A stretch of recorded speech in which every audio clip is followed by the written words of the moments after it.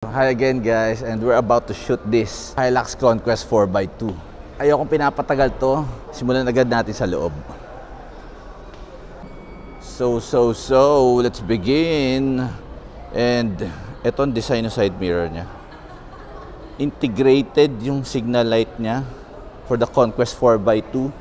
And meron itong 360 camera for monitoring. So that's the Hilux badge. And tingnan natin yung step board. Alright. So let's look at the door handle. And ito yung door handle niya. And may function to ito. So pipress mo na lang to. Alright. Okay. Nang hindi mo na ginagalaw yung susi mo. Let's go inside. So this is the classic panel control.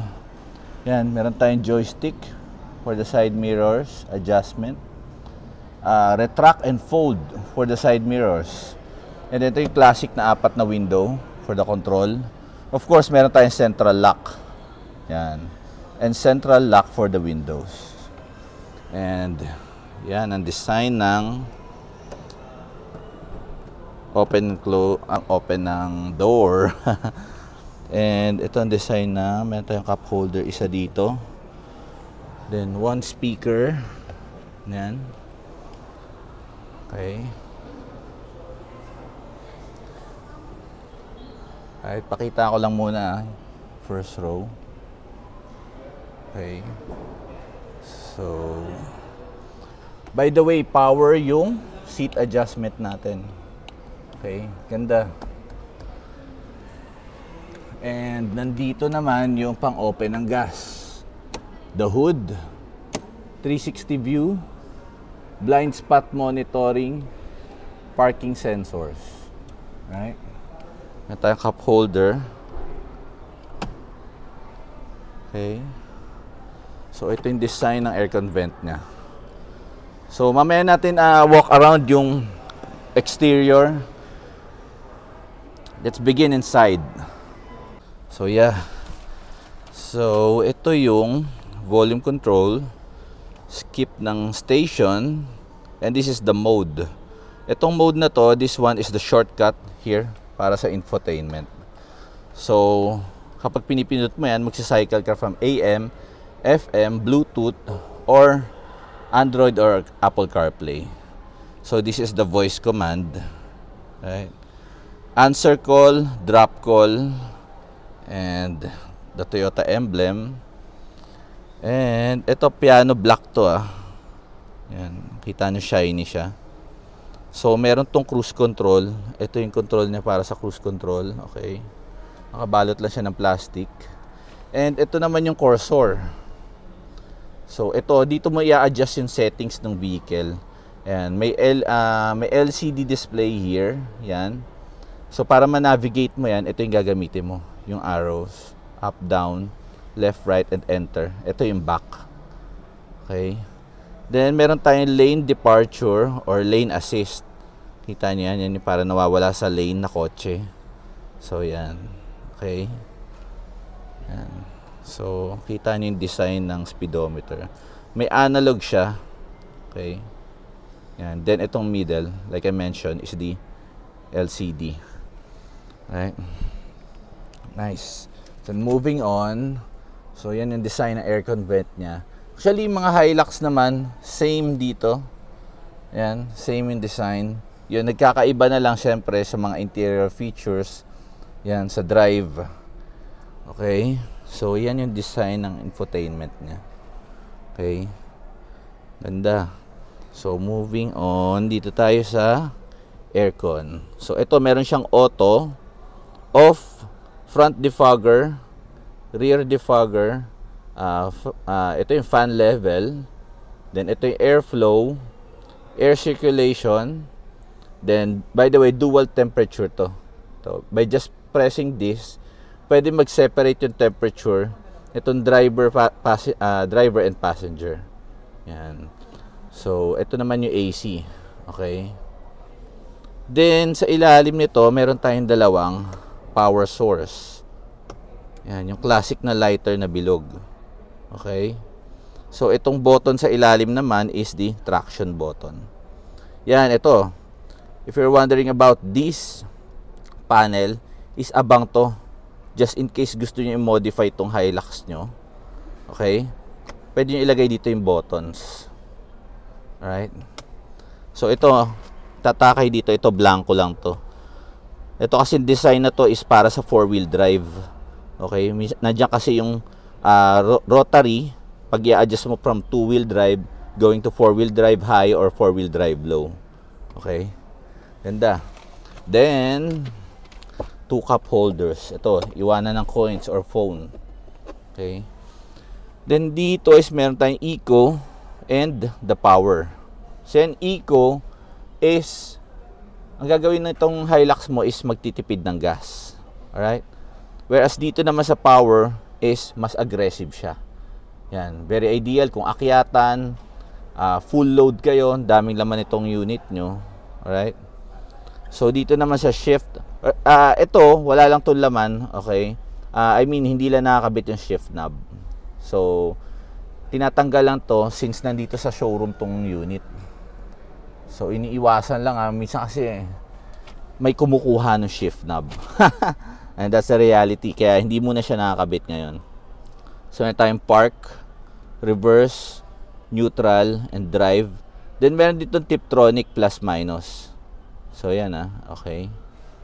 By the way, may plus minus siya. And wala tong paddle shift control guys Pero meron naman kayong Tiptronic plus minus here. Okay. Para lang sa mga hindi nakakaalam, itong plus minus na to, very ideal to kung akyatan kayo. Maraming laman yung unit, itong cargo space nyo. Syempre, mas ideal kapag paakyat yung low gear. Or, simply, nami-miss nyo lang yung manual transmission. Na-miss yung mag plus minus.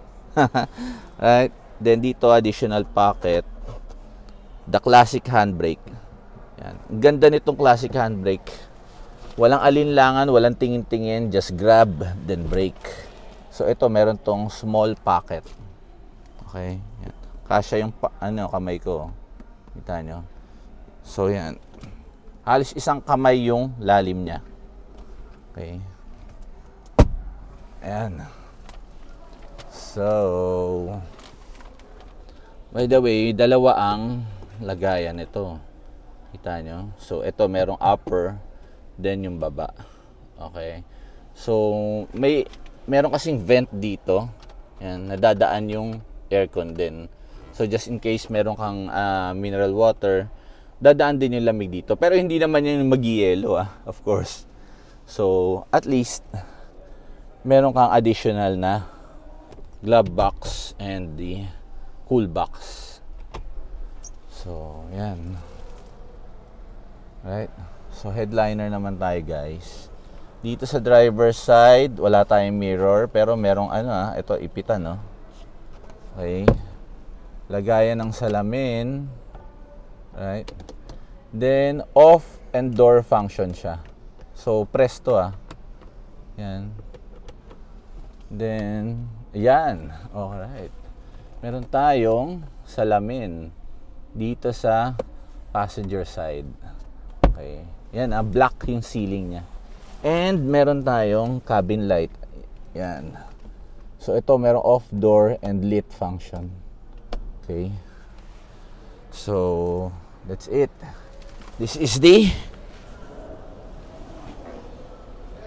first row. Alright. So, let's move sa second row. Yeah, so this is the second row. Right? So, ito, meron tayong isang window control para dito sa bintana, of course. Then, ito ang design ng same sa front.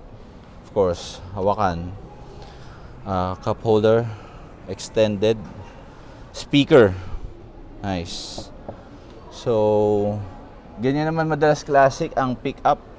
Madalas hindi mo na ma-adjust tong mga sandalan, of course. Pero, meron tayong armrest. Retractable.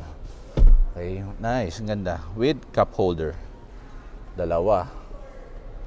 And ang maganda dito, meron tong aircon vent dito sa second row. Alright, kita nyo? Nice. So pwede mo i-off, i-on, and yan, ganda. Merong aircon vent. And also, may lagayan niya ng files here. Then meron retractable dito na sabitan guys. Yun, kita nyo? Yan. So yan, ganda. Yan. Okay.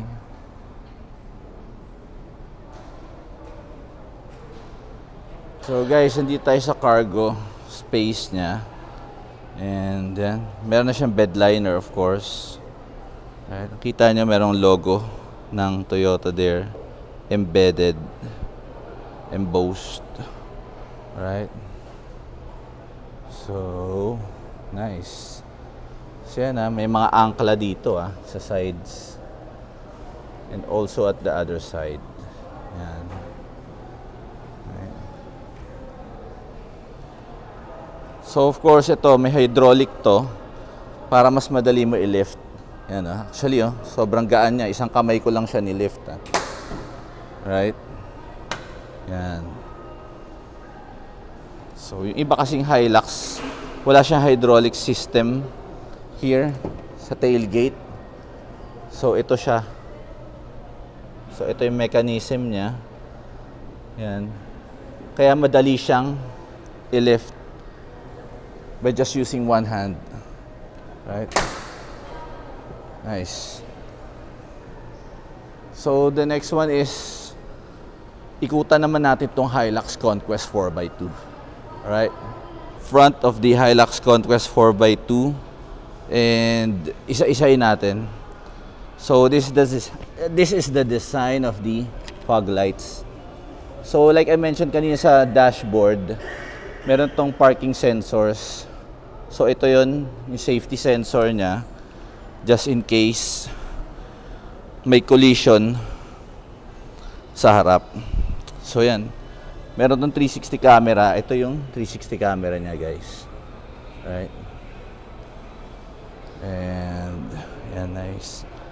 So kung makikita nyo itong design nitong over fender na to, actually Hilux G nakaganto na din Previously hindi nakaganto yung Hilux G. Pero syempre na-upgrade na rin siya. And ito yung look ng mugs niya. Right? So anong size nitong mugs na to? 18 inches. Right. Nice. And pakita ko lang ulit yung stepboard. Okay. Nice. Yan. Like I mentioned kanina, integrated signal light with the 360 camera. Okay.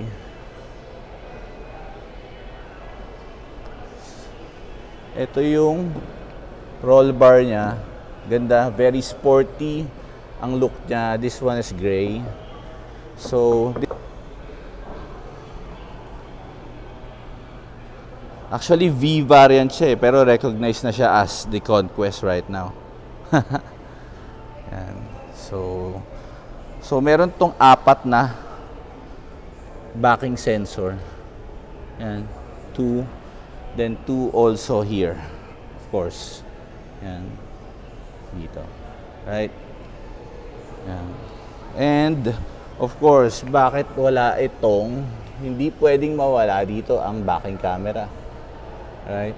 Then may susian dito sa likod, of course. Yan. So, nice. Alright. So, this is the design of the tail light. Yan. Right.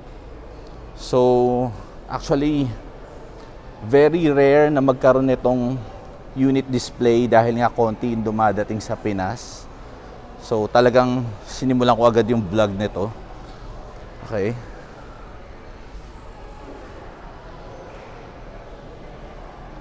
So in case interested kayo guys, I suggest tawag muna kayo may pagka-seasonal yung supply nito sa Pinas. Hindi siya laging may supply, and I have to verify first kung anong colors yung mga available. Not all the colors are available. Right? Minsan may dadating na puro Hilux G, minsan puro Conquest, minsan puro Hilux GRS. Okay? Kahit saan kayo mag-ikot niyan, kung yun lang talaga yung dumating sa Pinas, yun lang yung supply. Alright? So, isang ikot pa for you guys. Wow! The Hilux Conquest 4x2. Very ideal to for urban use, of course, because of the 4x2. Pero kung mag-heavy load kayo, of course, very ideal yung Hilux GRS 4x4 with bigger engine. Right?